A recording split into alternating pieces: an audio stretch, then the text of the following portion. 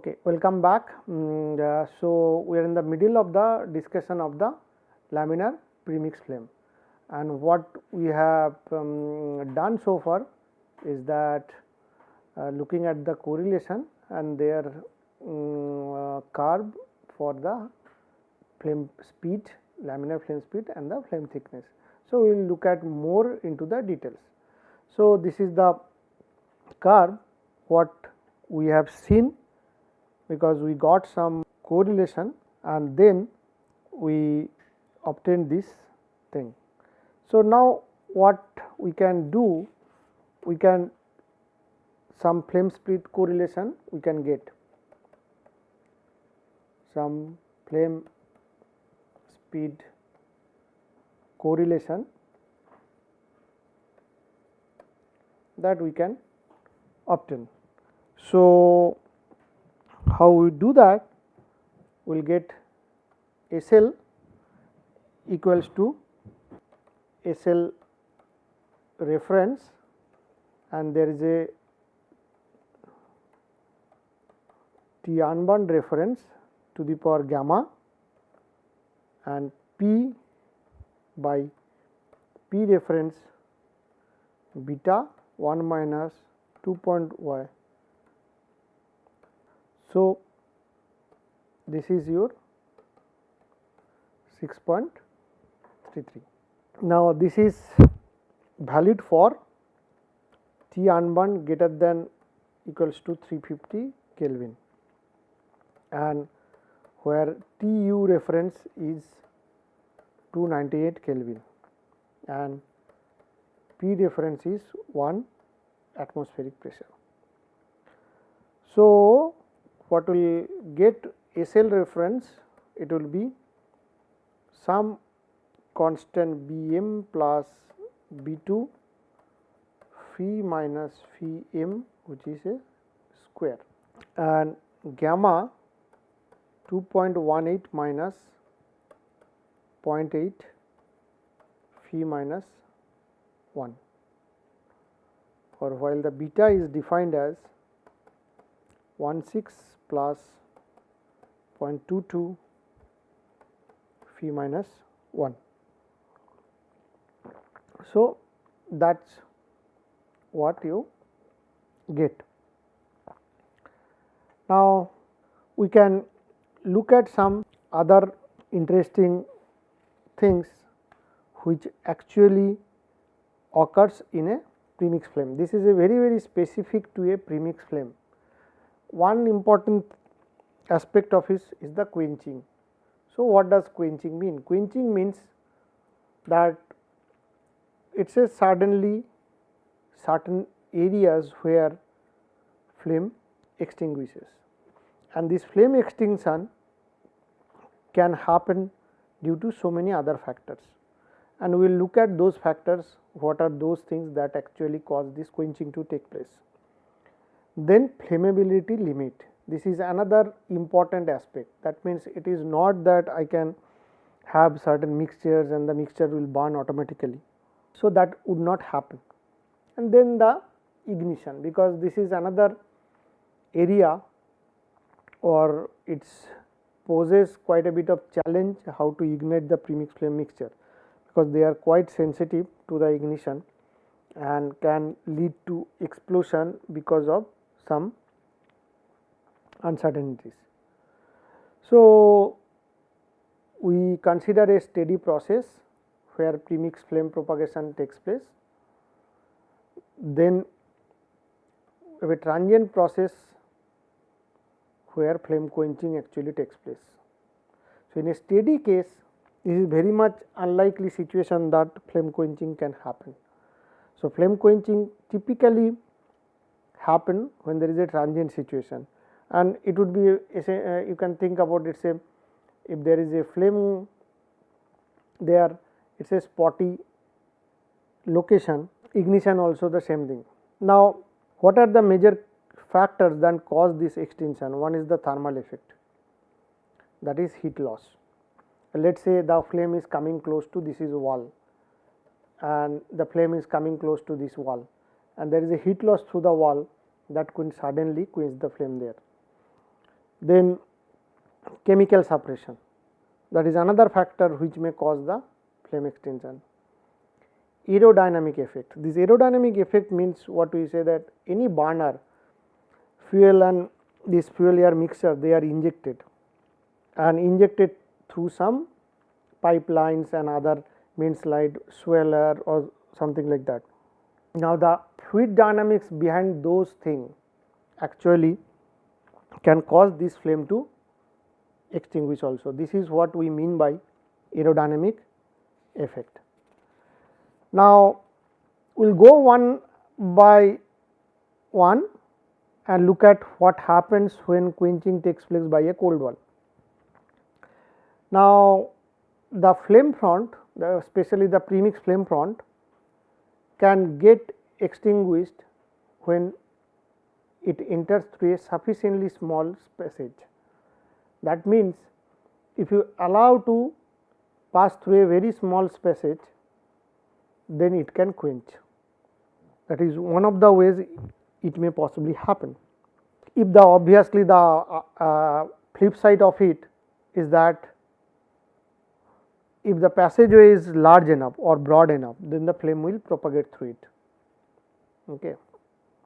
Now, which immediately brings to an important question, how do you estimate the quenching distance? That means, I have a passage through which the premix flame is passing through and you want to estimate the quenching distance. So, this one can identify as a critical diameter of a tube or critical distance between two flat plates through which a flame will not propagate.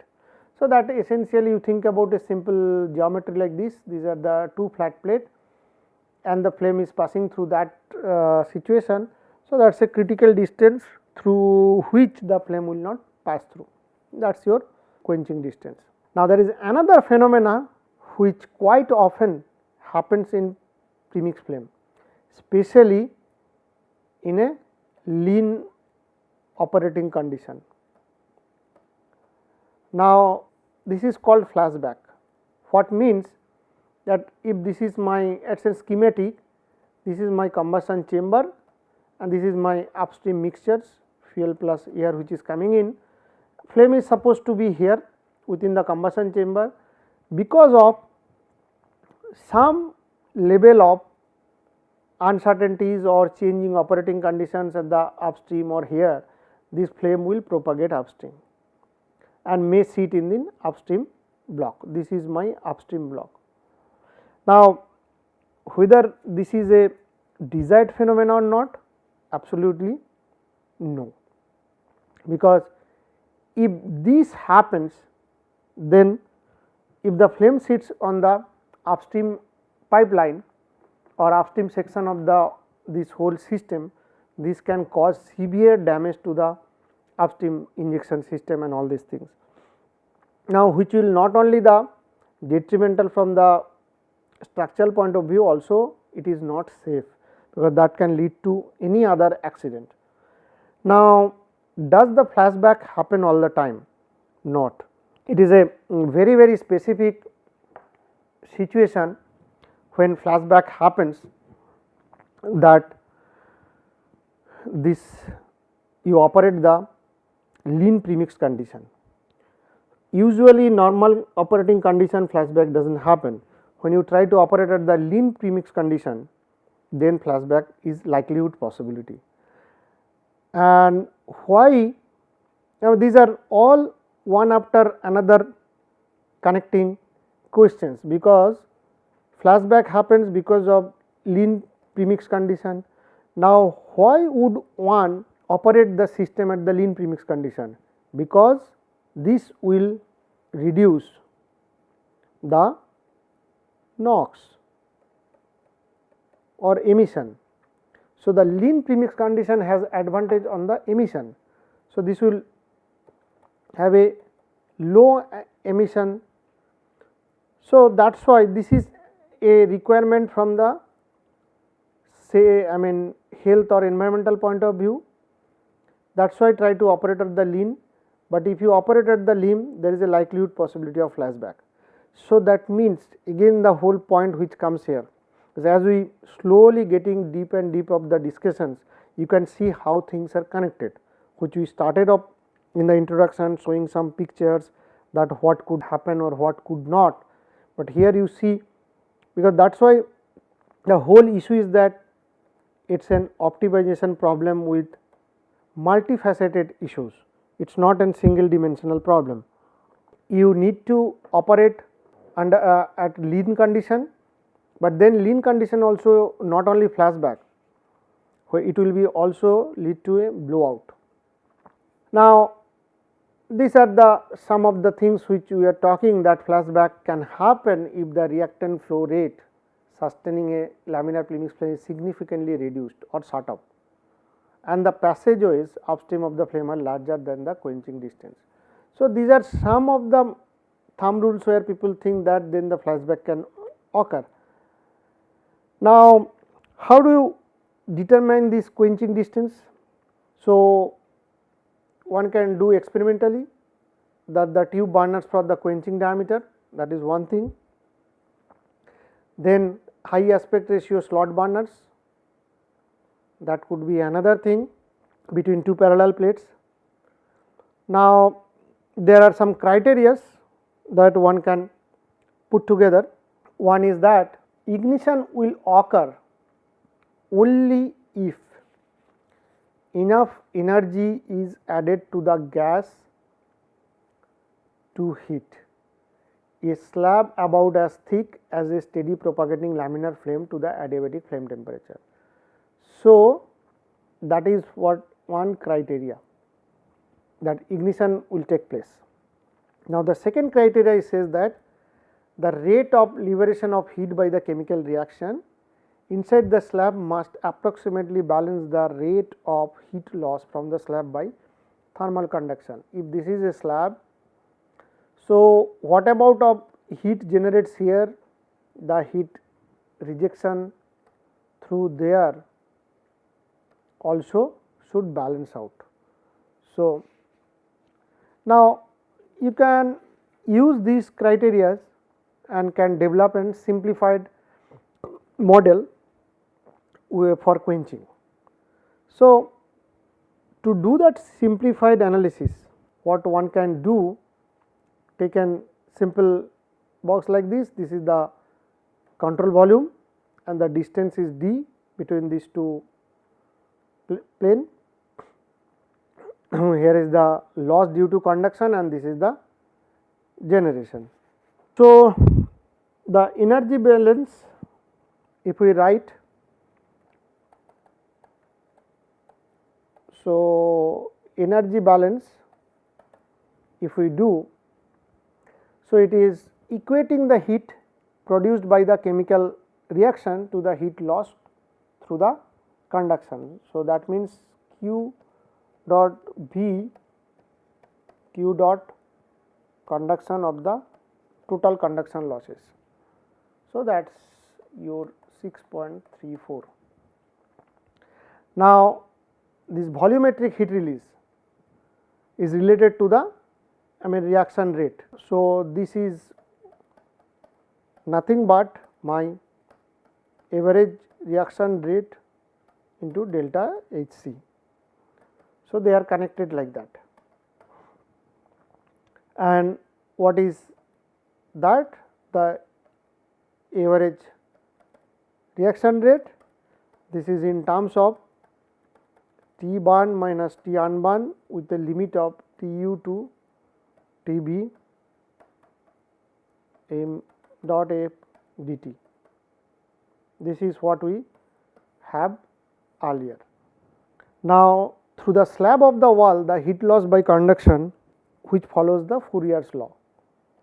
So, we can get the conduction heat loss is nothing but kappa A dt by dx at T wall, where both temperature gradient, this one dt by dx and kappa are evaluated at the wall temperature, that at Tw. Okay. Now, area is 2 delta L where L is the slot width. Now, the temperature gradient is not straightforward to evaluate, that we have already seen earlier, that dt by dx. So, one can have a lower bound for dt by dx. Now, this evaluation of dt by dx is little tricky. So, the lower bound of that Tb minus Tw by d by 2, that is the lower bound. So, what does it assume? This means there is a assumption behind that, and which is a linear distribution of T profile. So, this linear distribution will give you this lower bound. Now, what may possibly happen, that your dt by dx could be higher than this, or is likely to be greater than this one. So, we introduce a constant b. So, we are introducing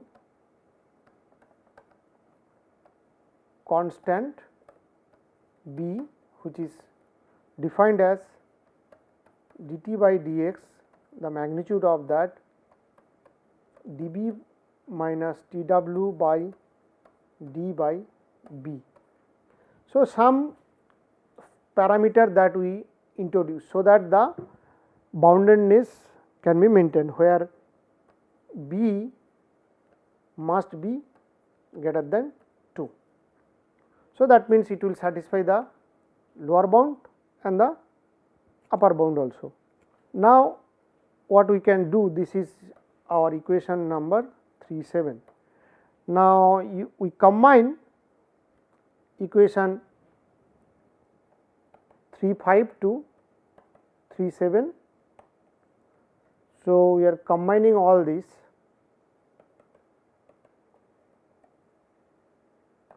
What we get, that minus delta AC delta dl equals to kappa to delta L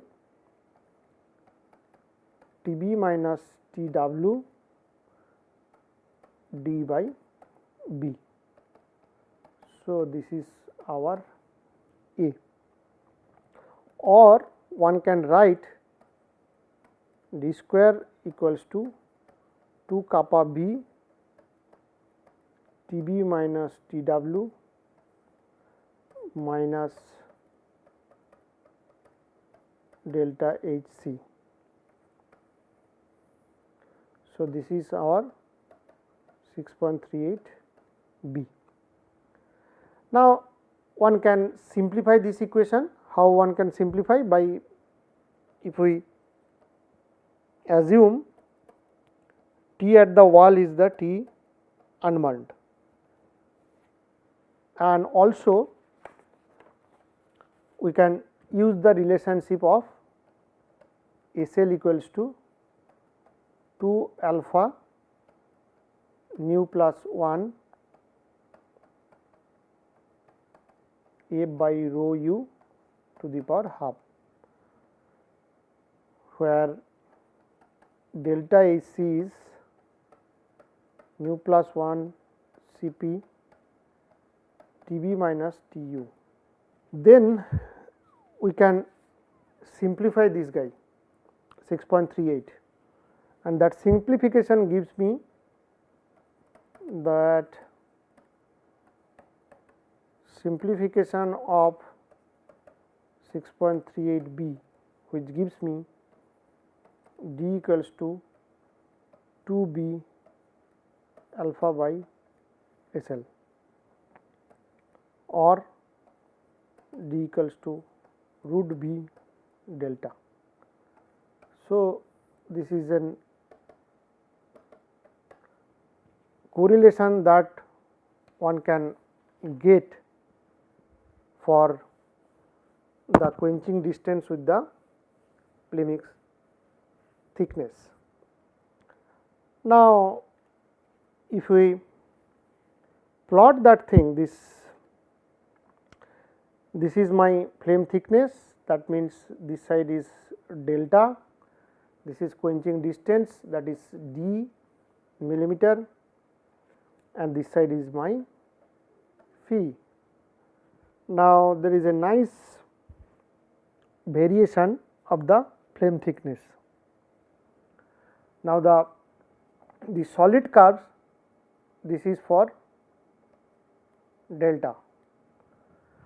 So, one can see that as you increase the equivalence ratio, delta comes down, that means the flame thickness reduces, then slowly it again goes up with the increasing equivalence ratio. There is a similar pattern which is followed by quenching distance d. It also starts somewhere at the lower equivalence ratio and it comes down to somewhere close to the stoichiometric one minimum, and then again goes up. So, that is quite obvious because d is directly proportional to delta, but with a factor b. So, the pattern of delta would be reflected in d as expected. Now, we talk about the flammability limit. Now, the premixed laminar flame will propagate only within a range of mixture strength. One is the lower limit, that is lean limit of flammability, that means phi less than 1, or it will be the other side of it, that is the upper limit or the reach limit, which is phi greater than 1, because phi equals to 1 is stoichiometric condition. Now, this is quite frequently quoted as percentage of fuel by volume in the mixture or as percentage of the stoichiometric fuel requirement, because then see people might talk, if you go and look at these gasoline fuels in the gas station or the petrol pump or the diesel pump, you will see there is a limit they mention. So, these are the things that any particular fuel, it has an flammability limit. Beyond this bound, there would be unlikely to reaction to happen. Now, it is also known that whether or not a flame initiated at the bottom of the vertical tube propagates the length of the tube. And flammability limit, this can be measured under conditions which are not influenced by quenching effect, that is the reaction tube must be of suitably larger diameter, that means there is no quenching taking place. Then that means you are allowing to have complete flame structure, and then only you can measure this limit, that what is the lower bound and what is the upper bound where actually the flame extinction takes place. Now, the ignition source must be of sufficiently energy to guarantee the ignition, otherwise the property under investigation would not be limiting the ignition energy. Now, there are some common terms, or you can get, there are huge variant of fuels which exist today and their flammability limits are also quite variable, because that is expected. For example, acetylene it is 2.5 to 80% by volume. For propane the range is 2 to 9.5%.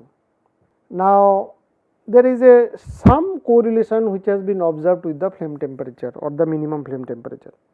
Now, the important thing is that this existence of flammability limit is predicted by theories of flame propagation, provided the heat loss from the burnt gas is included.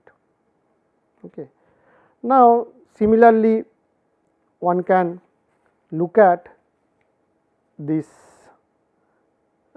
this is propane, and there is a representative curve for propane when it is with the percentage of oxygen, the reaction goes on, what happened to that mixture. So, you can see this side of the curve is this is your nitrogen formation curve, which goes like this with the percentage of oxygen, and this is your stoichiometric mixture, means phi 1 condition, this is your CO2 formation, how that behaves. So, that means this plane, along this plane there is a variation of phi, one can think about, that is why the species will go like that. So, this side is the extinction limit, that means beyond this level or above this percentage of the propane there will be no flame, or this side there is a flame propagation. So, that will determine. So, every fuel one can determine this kind of limits and the boundedness, which will allow you to have an idea, the idea of these flammability limits. Now, we will move to the third point, which is ignition. So, what here we wanted to look at is that, or the objective is that to on minimum ignition energy.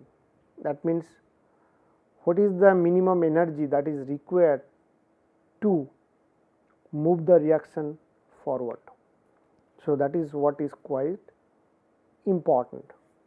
Now, we will limit our discussion to the ignition of a premix gas by spark only, and if you go to the textbook, you will find there are other methods also or other ways to do that analysis. So, you are always welcome to go through that, but we will restrict so that it will give you an idea how to get the ignition done. So, the spark ignition engine, where it is used, it is in gas turbine engine, it is in gasoline engine, which is the spark ignition engine, that means these are your petrol engines essentially, which are two-wheelers or four-wheelers like cars and all these things, industrial, commercial and residential burners. Now, important thing for this is the ignition energy and its dependence on the temperature and pressure, because there is a direct dependency. Now, how we go about the simplified ignition analysis? We use the second criteria of the ignition and quenching. So, that is our first thing. Then we define a critical gas volume radius such that the flame will not propagate if the actual radius is smaller than the. So, that means we will define something like that, that there is a critical radius, beyond that there will be no flame propagation. So, assume the minimum ignition energy to be simplified by the spark is the energy required to heat the critical gas volume from its initial state to the flame temperature. So, that means if you define a gas volume, idea is that what is the minimum energy the spark would be used to get the flame temperature from its initial state to get the flame temperature. So, this is how we will going to do the analysis, and we will stop here and continue the analysis in the next lecture. Thank you.